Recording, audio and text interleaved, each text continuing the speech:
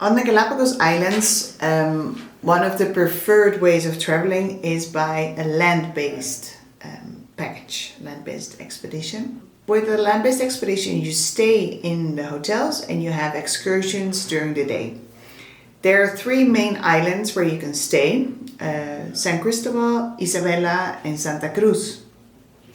My personal favorite is San Cristobal because it's a small island. The airport is just located 5 minutes from the village. Whenever you walk around the village, you see sea lions everywhere. And there are some nice places where you can have coffee. There are some nice restaurants. So it's a nice place to just hang out.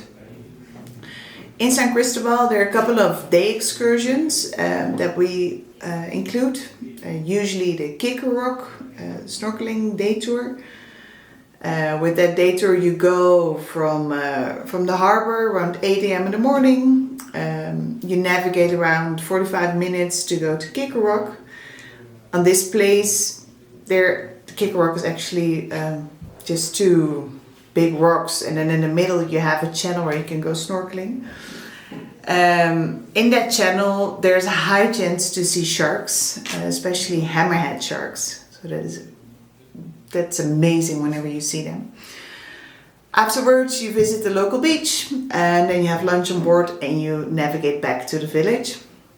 So that is one of the most popular expeditions. Then in San Cristobal, the other things that you can do is doing the ceviche workshop together with Barbara. Something else that you can do is you can visit Punta Carola. You can visit the Highlands. You can visit El Junco.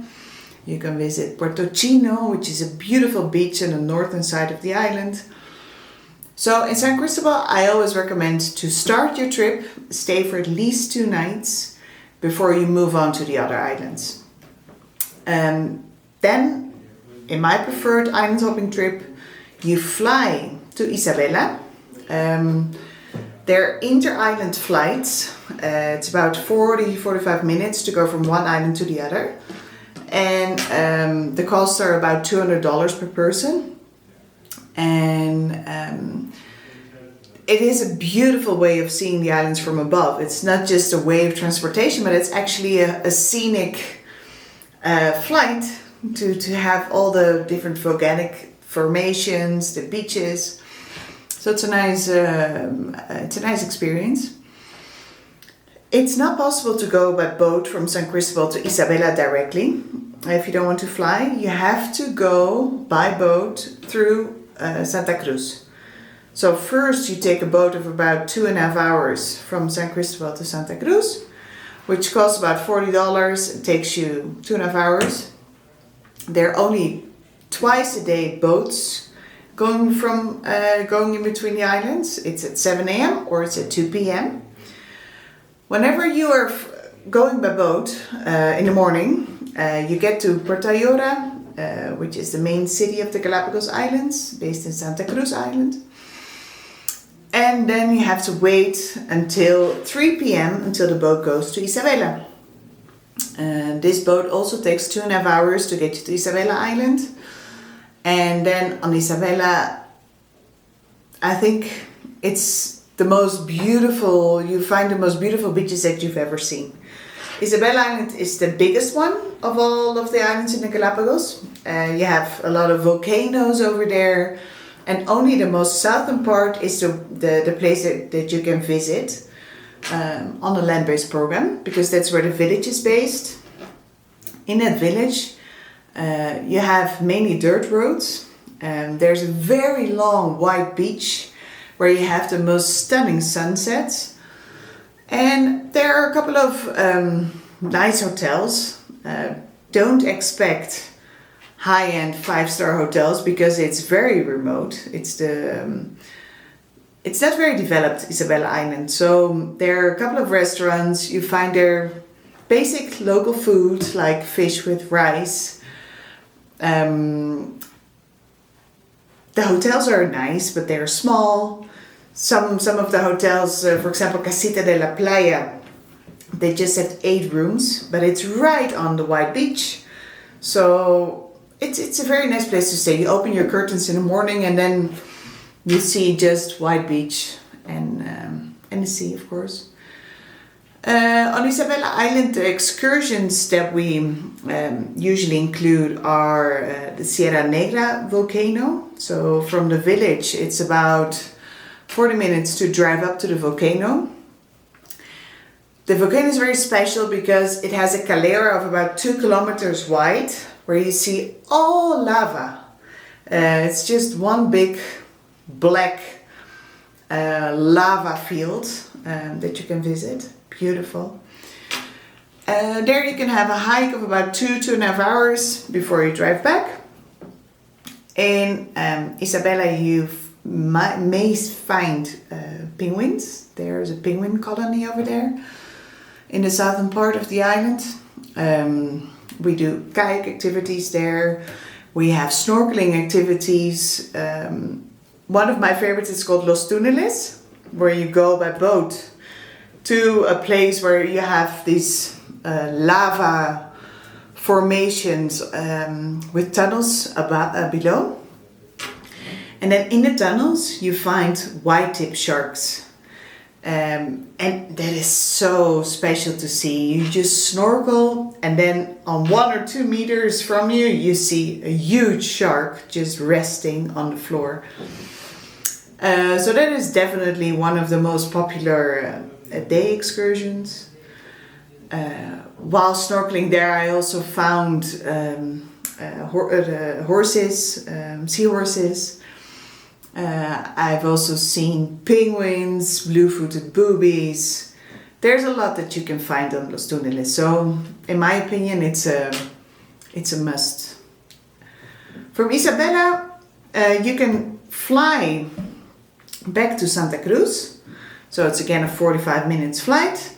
Or you can take the boat. It's about 2.5 hours to go by boat. The water can be choppy, especially in that on that way. The boats that are used for the inter-island transportation are usually are not that big. Therefore, they have a capacity for 20 until 40 passengers. Yeah, you have to be prepared that you get a little bit wet. You get a life jacket. The seats are fine, but we do receive feedback from our travelers that it's not the most comfortable ride that they've ever had. So if you don't like choppy water, if you're a bit afraid of seasickness, we recommend to take a flight, an inter-island flight. 45 minutes to get to Isabela to Santa Cruz, and then you get right away to Baltra Airport. It is a good option if you have the same day flight back to mainland, to Guayaquil or to Quito, because then you just have to stay in Baltra Airport for an hour or two and then you fly back to mainland. From Baltra Airport, it is also possible to go to Puerto Ayora, which is the main city of Santa Cruz. But this transportation is a bit of a hassle. So you arrive to Baltra Airport. From there, you have to wait until your luggage gets cleared. Whenever your luggage is cleared, you have to take a bus. It's called Lobito. It costs $5. And then with that bus, you go to the Itabaca Channel. The bus ride takes about 10 minutes. And on Baltra Island, there's a high chance to see the land iguana, which is a beautiful yellow iguana. So whenever you're sitting in the bus, go sit next to a window because that is where you see the iguanas. Whenever you get to the Itabaca Channel, you have to wait until the public boat comes in. And then it takes about not even 10 minutes to navigate from one side to the other. It costs $1, so it's not a lot of money, but it is a hassle because you have to wait in line. Your luggage goes from one side of the island until the boat, and then from the boat again, it gets to the part of Santa Cruz. Whenever you get to Santa Cruz, you either have a private transportation taking you to a hotel or to the Highlands or to the village, or you take a local bus. I think the price is about $10 to get the local bus to the village of Puerto Ayora. But that drive is about 40 minutes. So it is a whole way to get from Baltra Airport all the way to the village of Puerto Ayora. We always say it takes about 2 hours. So that is something you have to keep in mind. In the village of Puerto Ayora, there's a lot of things that you can do. Of course, you have wildlife. The nicest place for me is the fish market.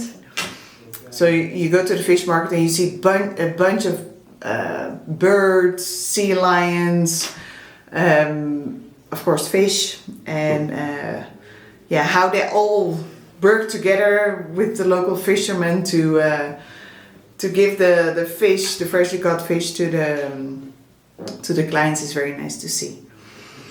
And then of course in Puerto Ayora you have the Charles Darwin Research Station, which is a must visit whenever you're in the Galapagos, because it teaches you everything about the history of the Galapagos. It teaches you about Lonesome George, the very special tortoise that once lived in the Galapagos. It shows you all about the conservation program that they're organizing, making sure that this place really maintains its magic. Santa Cruz is also an important island because it's the hub of the Galapagos. So the most important airport is located there in Baltra. But it's also the main hub for all day excursions. So if you want to go to Bartolomé, if you want to go to North Seymour, Pinzon, Santa Fe, all those day excursions depart from Puerto Ayora. So I always recommend to stay at least for 2 nights in Puerto Ayora, to go from there to the different places. And also very nice to visit is the Highlands of Santa Cruz, because you find a couple of ranchos, a couple of like countryside restaurants where they have private reserves with a lot of land tortoises, the giant tortoises. You can take pictures with them, you can walk around. There are local guides that explain all about their environment, so it's a very nice place to go. Also, if you like diving, there are some diving day excursions departing from Puerto Ayora. For us, it's always very important to work with the best local suppliers. Since 2014, we're offering land-based programs in the Galapagos Islands. So we know exactly who's the owner of a certain boat that goes to Bartolomé, for example. We know that you can only work with certain boat owners in the Galapagos if you want to make sure that you have a good experience. Because whenever you get there, it might also be very overwhelming, because there's so many suppliers, sometimes not even official suppliers, that offer all types of tours. And since the Galapagos is such a special once-in-a-lifetime destination, we only want to work with the best and make sure that you get everything out of your 5, 6, 7, 8 days that you're there in the islands, and really have the best experience and just enjoy and be inspired, and make sure that whenever you are in the Galapagos Islands, you really feel the same feeling as what Charles Darwin felt when he was there about 200 years ago.